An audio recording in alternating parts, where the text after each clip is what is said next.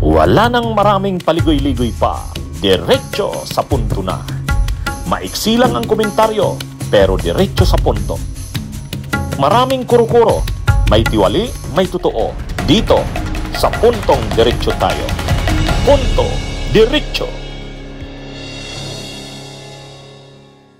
Ang nangyari kay Kiko Bam at Risa, ano na bang update? Well, hindi na ako mag-brief sa viewers natin. Ano bang nangyari na? Well, syempre ang botohan ay sa opening pa ng SONA. 'Di ba? Doon pa yung botohan sa Senate presidency. At doon makikita yung official na boto ni Bam at saka ni Kiko kung sila ay sasama sa majority. At dahil diyan, kung iboboto nila si Senate President si Senator Chis Escudero as the Senate President of the 20th Congress. Pero alam naman natin na bago mangyari yan, hindi naman yan nangyayari during the SONA. Nangyayari yan after the election. Yung mga negotiations, yung mga kumbinsihan, yung mga quid pro quo, diba, dyan nangyayari. At yung lumalabas na medyo fast forward, medyo inamin naman ni Kiko, no, ay na sila ay boboto kay Chis Escudero para sila ay maging membro ng majority at para makuha nila yung mga chairmanship ng mga committee na gusto nila. No? In so many words, inamin yan ni Kiko dun sa kanyang sagot, dun sa mga criticisms na yan. No? Inamin niya na mas makakatulong siya kung siya ay chairman ng Agriculture Committee. No? So yun yung kanyang sinabi. No? Kaya tingin ko ay de facto meron ng official na recognition mismo yung dalawang senador na ito nga, na sila nga ay magiging member ng majority by voting Chis Escudero as the Senate President. No less than yung mga leaders ng 19th Congress, 19th Senate ang nagsasabi na may ganyan lang arrangement. Si Jinggoy Estrada, no? Siya yata yung pro tempore nung 19th Congress ng Senado. Mismo siya inaamin na meron ng ganyang mga usap-usapan at mga agreement. At inuulit ko, mismo nga si Kiko inamin na in so many words. No? Ngayon, actually, gina-justify na lang ni Kiko. Gina-justify na lang. Yes, medyo hindi lang ganun kaganda yung kanyang justification. Parang, hindi ka ba kumbinsido? Hindi ka ba kumbinsido, Nal? Parang sinasabi niya, mas mahalaga kasi yung yung pagkain na ibibigay natin sa mga mamamayan, etc. etc. Lahat naman ng trapo, yun ang sinasabi, na lahat ng ginagawa nila ay para sa lahat ng mamamayan. Diba? Ganun naman yung sinasabi nila eh. Ang kaibahan dito ay yung mga bumoto kay Kiko at saka kay Bam, ano ba yung inaasahan sa kanila? Inaasahan ba sila na iboboto ang isang senador na ang kanyang middle initial ay forthwith? No? Kasama, yung mga bumoto ba sa kanila ay inaasahan na iboboto nilang Senate President ay ang middle initial o middle name ay Remand, na siya yung nagsasabi na pwedeng i-dismiss ng Senado, ng Senate Trial Court, yung impeachment kahit wala sa konstitusyon at sa Senate rules ng Senado? Yan ba yung kanilang iboboto na Senate President? No? Yan ba yung dahilan sa paglagay sa kanila sa Senado ng kanilang mga botante? Diba? Gusto ba nilang makasama sa majority yung mga tipo ni Marcoleta na isa sa nagpasara ng ABS-CBN? At sinasabi na there is no such thing as the West Philippine Sea? Gusto ba nilang makasama sa chairmanship itong mga Duterte senators? No? So, mas yun yung isang mahalagang konteksto rito. Ikalawa, yung nagdala sa kanila during the campaign, bago pa magsimula yung kampanya, si Senator Risa Hontiveros, na kung mapapanood mo, attorney, yung mga TikTok nila, yung kanilang mga ads, yung kanilang mga videos before the election, before the campaign period, ano yung sinasabi ni Risa? Samahan niyo ko sa Senado. Samahan niyo ko sa Senado. Siyempre, hindi naman ibig sabihin ni Risa, samahan niyo ko sa Senado, pero sumama kayo dun sa mga kalaban ko. Sumama kayo sa majority. Samahan niyo ko bilang oposisyon. Diba? Parang after nilang gamitin si Risa, after silang dalhin ni Risa, after sila ikinampanya ni Risa at nanalo na sila, bigla na lang nilang iiwanan si Risa dahil mas gusto nila yung chairmanship na ino-offer ni Cheese Escudero. Na malinaw naman, iba yung politika sa kanila. Diba? Iba yung politika sa mga bumoto sa kanila. No? Yun yung ikalawang bagay dito. Tsaka panghuli ay merong bagong inanak itong midterm election. Diba? Kahit wala sila sa survey, pumasok sila number 2, number 5. Yung iba, mga nanalo kahit wala sa survey. Bakit? Dahil naniniwala yung mga botante na ito yung bagong uri ng politika na lalaban sa 2028. Hindi ito sasama do sa lumang uri ng politika na cynical transactions, cynical quid pro quo, cynical horse trading. Diba? Ibig sabihin, ito yung inaasahan nila na ha-harness nitong bagong ethos, nitong bagong momentum going into 2028. Ito bang gagawin nila? Makakatulong ba yun para dyan? Yun yung issue rito, attorney. Oo. Actually, yun din yung point ko na nang diniscuss ko tong issue na ito. Sabi ko, ang problema kasi dito, sa pagsama nila Senator Kiko at Bam sa majority, yung majority na sasamahan nila nakakasuka. Imaginein mo yung majority na ang kasama sa majority, pro Duterte.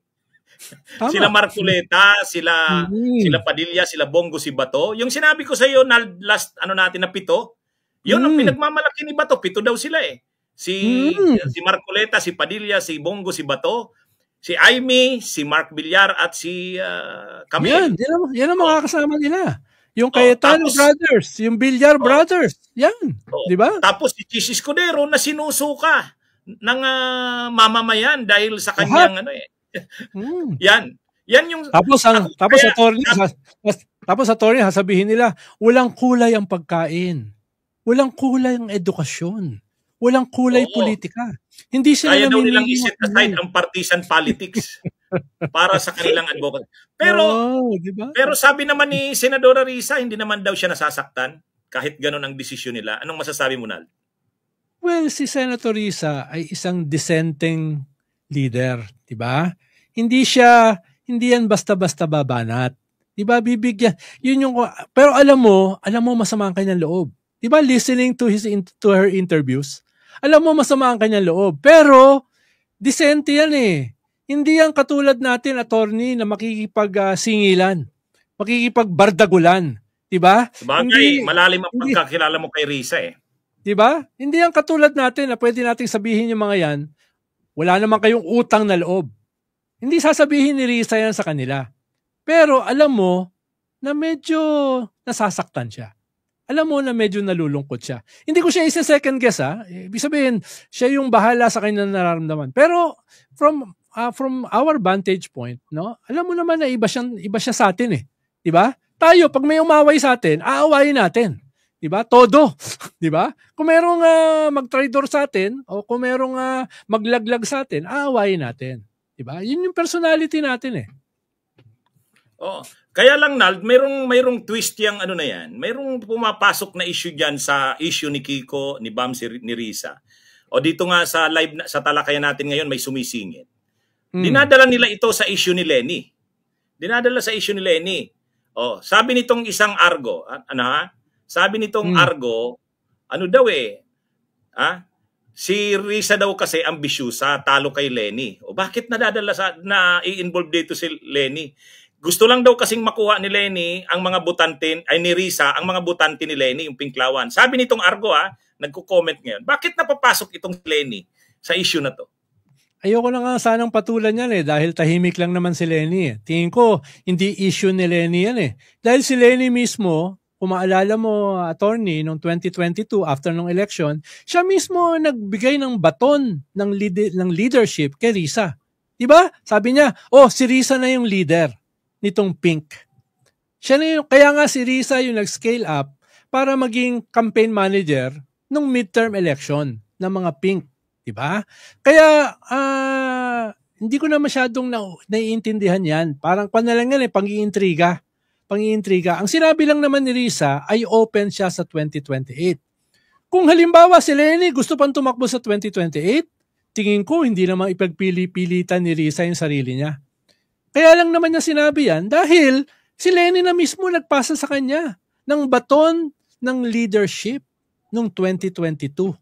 Nung siya ay natalo. At ngayon, nung siya ay nagdesisyon na tumakbo as mayor ng Naga.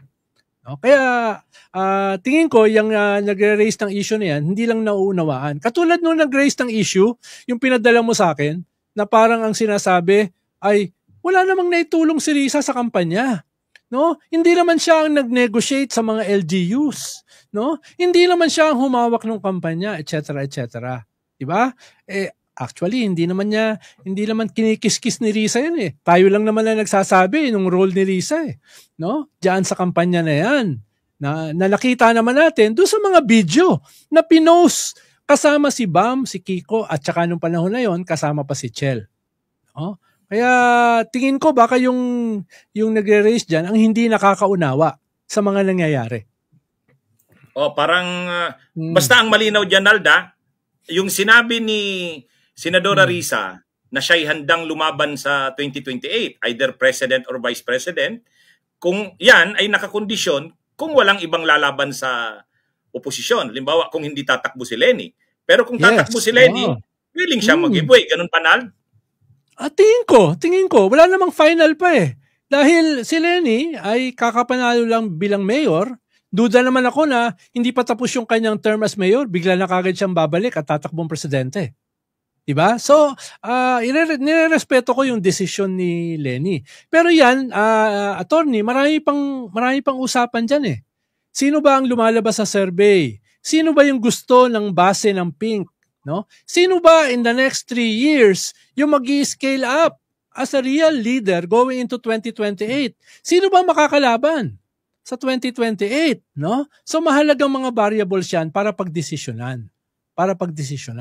Kaya nga maganda na ngayon pinag-uusapan na natin, pinagtatalunan na natin. Parang itong usapin ni Kiko at saka ni Bam.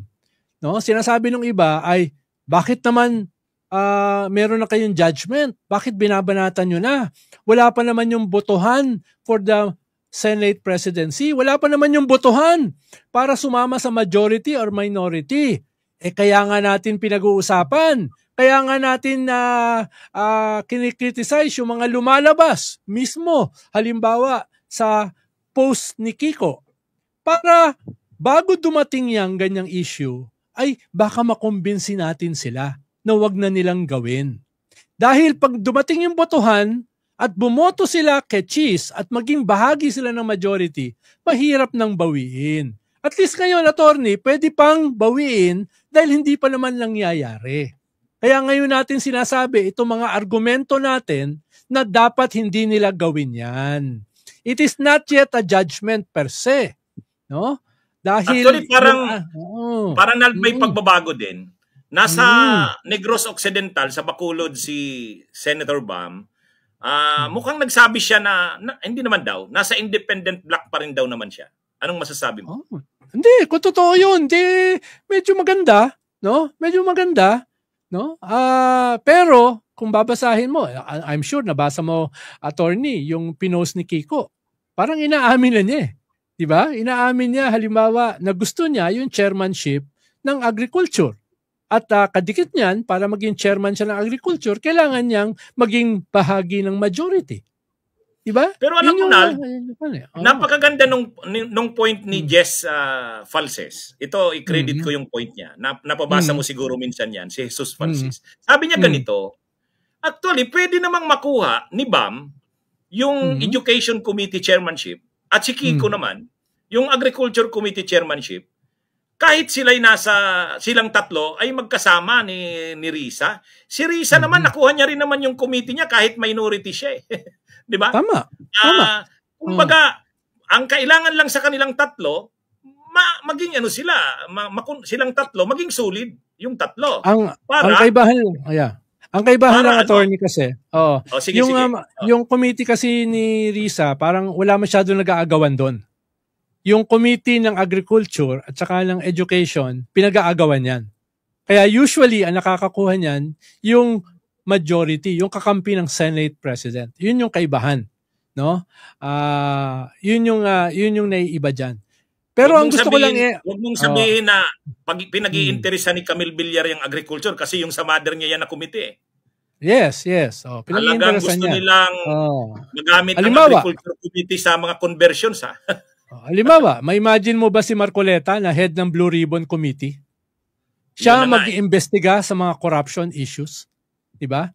At pag nagkataon, kasama mo yan sa majority. Diba?